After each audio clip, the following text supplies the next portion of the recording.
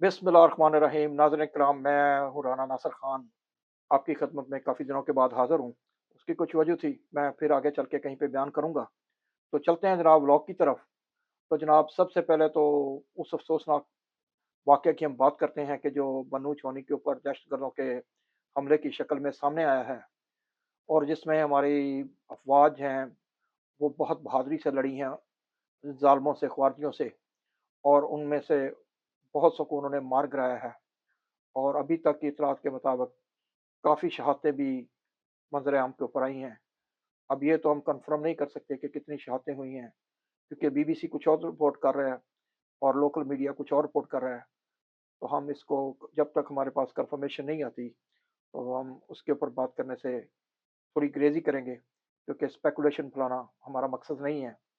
तो हमारा मकसद सिर्फ़ इस वतन अज़ीज़ की खिदमत और सर्विस करना है। तो आगे बढ़ते हैं। तो जनाब, बन्नू छावनी के ऊपर दहशतगर्दों का हमला कोई नई बात नहीं है। इससे पहले भी दहशतगर्द इस बन्नू छावनी के ऊपर कई दफ़ा हमले कर चुके हैं, लेकिन अल्हम्दुलिल्लाह हमेशा की तरह उनके तमाम हमलों को नाकाम बना दिया गया है।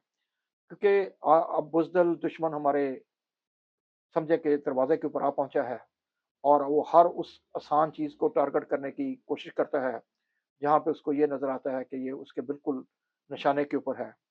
और आपको पता है, इस बन्नू छावनी के हमले के ऊपर जो उन्होंने दहशतगर्दों ने किया है, इसमें सिर्फ़ एक मुल्क मुलव्वस नहीं होगा, इसमें बहुत से पाकिस्तान के अज़ली दुश्मन मुलव्वस होंगे। क्योंकि पाकिस्तान के अज़ली दुश्मनों को इस बात का पता है कि अगर पाकिस्तान में अमन की फाख्ता ने उड़ना शुरू कर दिया और यहाँ पे अमन की बांसुरी बजने लग गई, तो जनाब दुनिया पूरी इस तरफ इन्वेस्टमेंट करने के लिए मुड़ पड़ेगी, और फिर दुनिया भर का टूरिज़्म भी इसी तरफ आएगा। क्योंकि अल्हम्दुलिल्लाह ना चाहते हुए भी दुश्मन जानते हैं कि पाकिस्तान उस जगह के ऊपर मौजूद है कि जहाँ पे पाकिस्तान को कोई इग्नोर नहीं कर सकता। बेशक कोई वो सुपर पावर हो, या वो कोई दुनिया का कोई मुल्क भी हो, वो हमें इग्नोर करके, या हमें बिल्कुल इग्नोर करके नहीं जा सकता। उसको हमारे रास्ते से गुज़रना होगा, और उनके लिए रास्ता बेशक इंडिया में जाने के लिए हो या चाइना में जाने के लिए हो, वो पाकिस्तान से ही गुज़रेगा। क्योंकि पहले कभी अफ़गानिस्तान एशिया का, वस्त एशिया का दरवाज़ा होता था, तो अब अल्हम्दुलिल्लाह पाकिस्तान वस्त एशिया का दरवाज़ा है। क्योंकि वहाँ पे इतनी अफ़गानिस्तान में जंग-ओ-ज़लज़ल हो चुकी है कि उनका नाम बिल्कुल अब मसख़ हो चुका है। क्योंकि जब उनके अपने शहरी जो पाकिस्तान में तकरीबन 50 साल से पनाह लिए हों, और वो वापस जाने का नाम नहीं ले रहे हों, बारहा पाकिस्तान के ऑपरेशंस के मुताबिक, पाकिस्तान के अल्टीमेटम्स के मुताबिक, पाकिस्तान की रिक्वेस्ट के मुताबिक, फिर भी वो वापस जाने के लिए तैयार नहीं है। और यही इस दहशतगर्दी का समझे नसूर है। क्योंकि ये वो लोग हैं कि जिनको पहचानना हमारे लिए भी मुश्किल हो रहा है, और ये हमारे माशरे में इस तरह रच बस गए हैं कि उनके लिए कहीं भी किसी मस्जिद को, किसी स्कूल को निशाना बनाना समझे कोई मुश्किल काम नहीं है। क्योंकि 50 साल रहने के बाद अब उनकी नस्लें रह पाकिस्तान में रही हैं, लेकिन अहकामात वो कहीं और से लेते हैं, और फिर वो कारी वार करते हैं, और दहशतगर्दाना वार करते हुए हमें भारी नुकसान पहुँचाते हैं। जिसमें सिविलियन, हमारे फौजी, और दूसरे हमारे जो समझ लें कि एलीट क्लास के लोग भी होते हैं, वो भी कभी-कभी उनका शिकार बनते हैं। लेकिन जान के मान पाऊँ तो ये अर्ज़ करूँ कि पाकिस्तान ने भी क्या किस्मत पाई है कि पाकिस्तान का एक, मुझे मैं भी कुछ और कहने वाला था, एक ऐसा लीडर जो इस्लाम का अलम उठाए हुए है, यानी इस्लामी जमात का अलम उठाए हुए है। मैं जमात इस्लामी की बात नहीं कर रहा, मैं उस जमात की बात कर रहा हूँ जिन्होंने आज तक पाकिस्तान को तस्लीम नहीं किया। तो लेकिन वो पाकिस्तान में ही अपनी सियासत कर रहे हैं। वो कल चंद दिनों पहले वो अपने बलूचिस्तान के लोगों को ये एक तरह का रास्ता दिखा रहा था कि अगर अभी बलूचिस्तान के 3 अज़ला के लोग आज़ादी का ऐलान कर दें, तो यूनाइटेड नेशन उनको तस्लीम कर लेगी। लेकिन बड़े अफ़सोस की बात है कि ना तो उसकी ज़ुबान किसी ने काटी, ना उसके गले में किसी ने नकेल डाली, सॉरी, नाक में नकेल डाली, और ना किसी ने उसके गले को पकड़ा कि तुम पाकिस्तान की धरती के ऊपर बैठ के, यहाँ पे तुम्हारे बाप ने खाया, तुम्हारा बाप इसी के पीके का सीएम बन के रहा, और फिर तुमने भी यहाँ पे बहुत देर से अपनी गंदी मंदी सियासत की, और पाकिस्तान को नुकसान पहुंचाने में कोई किसी वक्त भी कसर नहीं छोड़ी।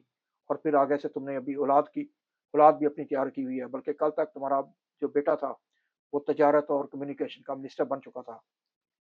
तो बहरहाल जी पाकिस्तान की यही किस्मत है, क्योंकि यहाँ पे जो बड़े-बड़े जुर्म करने वाले हैं वो आज़ाद घूमते हैं, पाकिस्तान को तोड़ने वाले आज़ाद घूमते हैं, और जो पाकिस्तान का नाम लेने वाले हैं, जो पाकिस्तान के लिए जानें देने वाले हैं, उनके मुकद्दर में सिवाय शहादत के और कोई चीज़ नज़र नहीं है।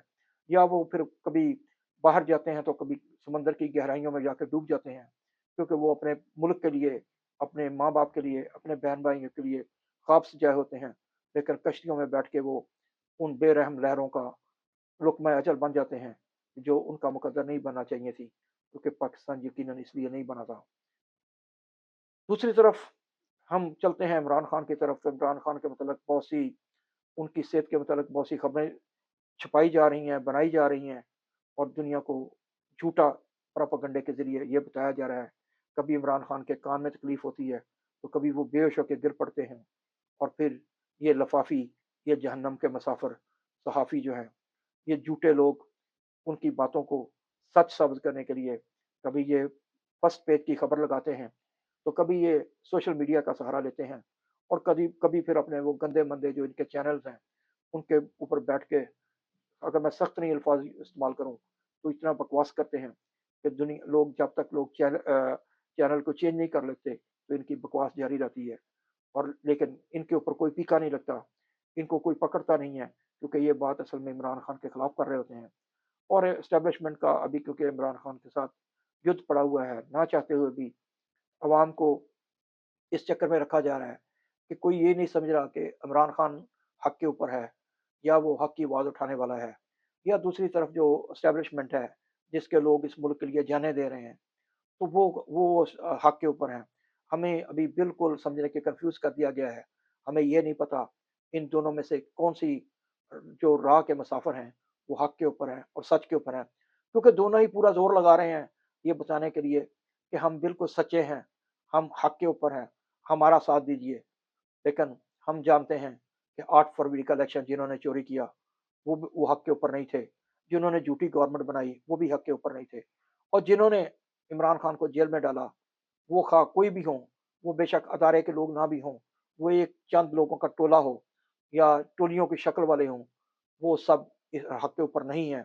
ये पूरे पाकिस्तान के सामने वो नंगे हो चुके हैं, और अब उनका एंड हो ही जाता है, क्योंकि आज नहीं कल तो ये तो होके ही रहना है, क्योंकि आप काठ की हंडिया को या जुल्म की हांडी को ज़्यादा देर तो नहीं चूल्हे के ऊपर चढ़ा सकते। उसने आखिर एक एक जो है वो जलना ही है, उसने जल के उसका चूल्हे में गिरना मुकद्दर है। तो देखते हैं कब ये जुल्म का सूरज डूबता है, और कब हक और सच का सूरज जो है वो इंशाल्लाह इस मुल्क में तुलू होना है। और ये दहशतगर्दी क्या, ये तो सब इमरान खान ने ख़त्म कर दिया था।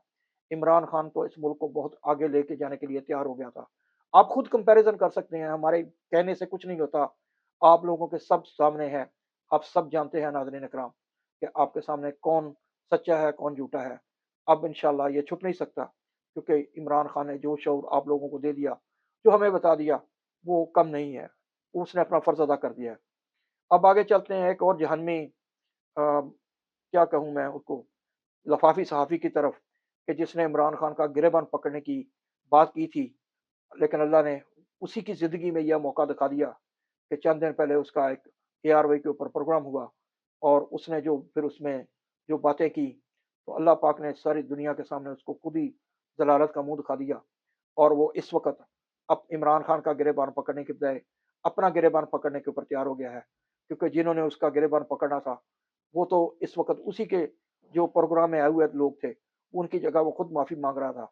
यही दुनिया का मुकाफ़ात अमल है कि आप कल किसी को नीचा दिखाने के लिए कोशिश करते हैं, तो अल्हम्दुलिल्लाह वो वक़्त दूर नहीं है कि जब अल्लाह का कूड़ा पड़ता है, अल्लाह की लाठी की बेवाज़ होती है, वो आपके ऊपर बरसती है, तो अब दुनिया में निशान इबरत बन जाते हैं।